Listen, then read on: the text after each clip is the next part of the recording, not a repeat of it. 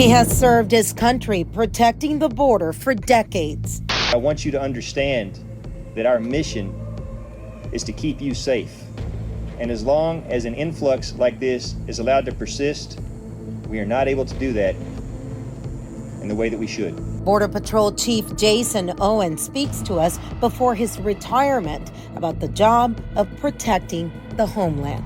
He also says he's ready to come home to Texas and continue his work securing the country after his retirement. Great to have you all again for this edition of Immigration Crisis, the fight for the southern border. I'm Yami Virgin with Sinclair Broadcasting in San Antonio, Texas. With the new Trump administration, a new Border Patrol chief will also take over the organization in a few months. For the retiring Border Patrol Chief Jason Owens, who's a resident of Del Rio, Texas, this time is about honoring the work the men and women do every day, protecting the homeland.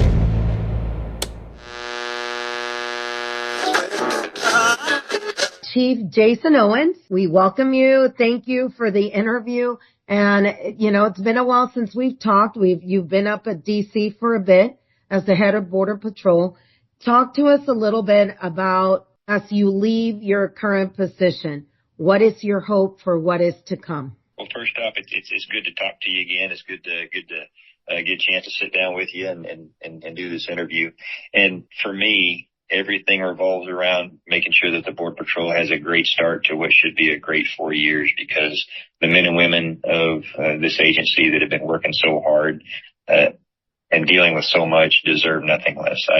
I'm very optimistic and very hopeful that good things are in store for the Border Patrol that's going to continue to grow and evolve and get better at this very important mission that they've got. Every time I see a new class and a new generation of Border Patrol agents come out, it's always amazing to see just how far they take us. So as I go off into the sunset and put a cap on my career, I'm excited to see what they do, and I know they're gonna represent us well. What is your biggest concern also as we're changing administrations? There will be changes in how things are done. I know a lot of the migrants were talking about from Panama all across when interviews were done about trying to hurry up and get here before President Trump took office. What do you think we're going to see at the border? The numbers are low now, but we don't think they're going to stay that way. Our piece is a small piece of a larger system. Simply, the Border Patrol's job is to stop anything from coming into the country between the ports of entry. And specifically, what we're looking for are threats or bad actors that are looking to do our people, our way of life, harm. And through the course of doing that job, we also deal with illegal immigration. That is immigration that wants to enter the country at points other than established ports of entry. So the message should always stay the same. The United States is a nation of immigrants, and we do want people to come in that want to make this place their home, that want to be a part of this amazing place. They need to do so the right way. And for that to happen, we need to make sure that, number one, we have good border security, and number two, we have good established lawful pathways that give accountability and that give transparency to the people that want to come into the country, and to make sure that those that are already here are always safe. Chief, you've been in charge out here in the Del Rio sector, so you know what it looks like when people try to cross under the radar. What is your concern if that starts to happen at a greater number than we have seen before? Anytime that happens, the problem is always going to be that they overwhelm our border security apparatus that is intended to protect us from external threats. And the Border Patrol agent's job is always a tough one, because they never know who they're confronted with whenever they first see them. They could be a refugee fleeing terrible conditions, or an economic migrant coming with his family, or it could be a hardened criminal, a gang member, a sexual predator, a cartel member, or a terrorist that's coming in do this country harm. They don't know in that moment, and they have to take everything into consideration and make a quick decision and act accordingly. And I say this to everybody: there is no playbook for the Border Patrol agent that outlines exactly how to handle every conceivable situation. And if a person stops and thinks about just how difficult that task is, and these These are tasks that the Border Patrol agent doesn't just face, once or twice, but several times a day throughout the course of their career. Imagine how difficult that is. And you're doing it in a situation where often you don't have the advantage out in the field. The border still is wide open and vast and remote. And there's a lot of areas that don't have good communications or don't have good surveillance or detection capabilities. And so they do that under difficult conditions. It's a very daunting task. And my hope is that the American people learn and more about that and start to respect not just the mission, but the type of person that stands up and volunteers to do a job like that. With the inauguration happening on Monday, I know that there's going to be some personnel going from Del Rio to take part of the inauguration. Is that correct? It is. I wanted this inauguration or our representation, our presence in this inauguration to be for the troops in the field and the ones that have been staying the course and fighting a good fight for these past several years. And so we're going to have not just any horse patrol, but the members of the horse patrol unit in Del Rio during the Haitian mass migration that underwent so much scrutiny and hate, undeservedly so. They're going to be front and center. They're going to be representing the Border Patrol first and foremost. We're going to have our most senior agent that's going to be riding on the horse as well. We're going to have members of the Special Operations Group that took part in the manhunts that brought these escaped convicts to justice. We're going to have Canine Yoda that caught one of the escaped convicts.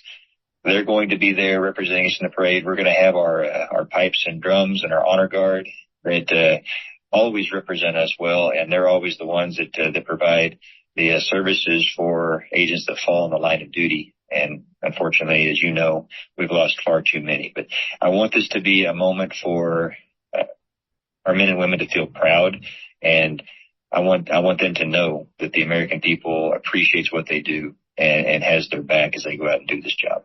It's been a difficult job. You've had a lot of, more than usual number of agents that have taken their own life by suicide.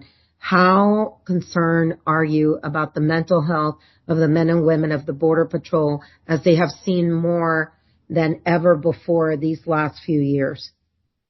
The well-being of, for me as a family, the Border Patrol agents is always first and foremost on my mind. That always comes first. And everything that we do to make sure that number one, they have support available to them when they go through these tough times, it is a priority.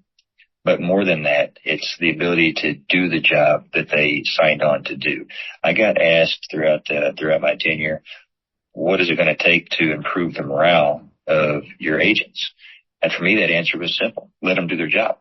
Let them go out there and do what they signed it to do, and they will be as happy as anybody can be in that situation. So I think we're going to start seeing morale start to improve dramatically. I already can see it in the field stuff done. The men and women out there are chomping at the bit to get to work and do what they signed on to do to keep this country safe. And they do it because the country means so much to them. It's a special calling that a person, any first responder, answers. Not just Border Patrol, but the armed forces, but police officers, firefighters.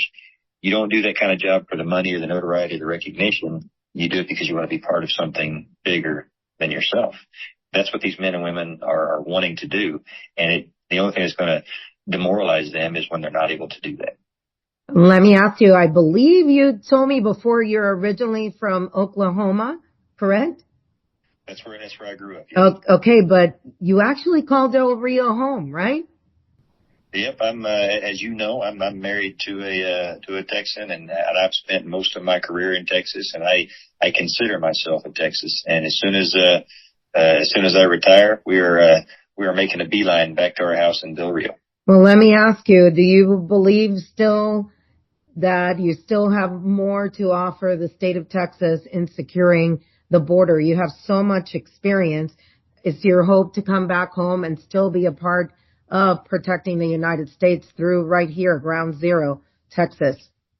I consider myself a servant at heart. I don't see that ever changing. And if I have the opportunity to ever make a difference, I'm always going to stand up and volunteer. And that's to be part of that group of people that does that mission is something that anybody should feel honored to do. And I'm no different. So yes, if there's a place where I can make a difference or I can have a positive impact in keeping this country safe, I'm always going to be all in. Well, thank you so much, Chief Owens. And I know there's a lot of people in Del Rio, I was there yesterday, that are looking forward to getting you back to Texas and back to the good old border. It's a special place, and you have to live there to understand just how special it is. You really do. I tell people, I've traveled the world, and there's something special when you go to the border and you see the cenizo and just the fields of lilac and pink and the mountains when you're heading out, especially in West Texas. It is beautiful. It's more than the headlines that, we only give a couple of minutes. But and I tell you, more than that, and I count you among those ranks, it's the people are special. It's just, you don't find and everywhere you go, the hospitality or the warmth that you find that comes from living in a border community.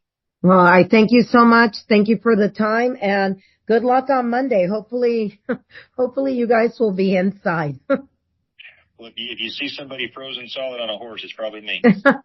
All right. Thank you so much, Chief Owens.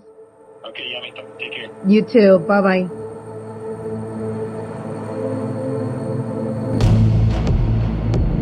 That's all for this week. We hope you join us next week as we head to Del Rio, Eagle Pass, Kinney County, and Zavala County to see what many are hoping the Trump administration will do to protect the border. I'm Yami Virgin in San Antonio, Texas, for another edition of Immigration Crisis, the fight for the southern border. Until next time.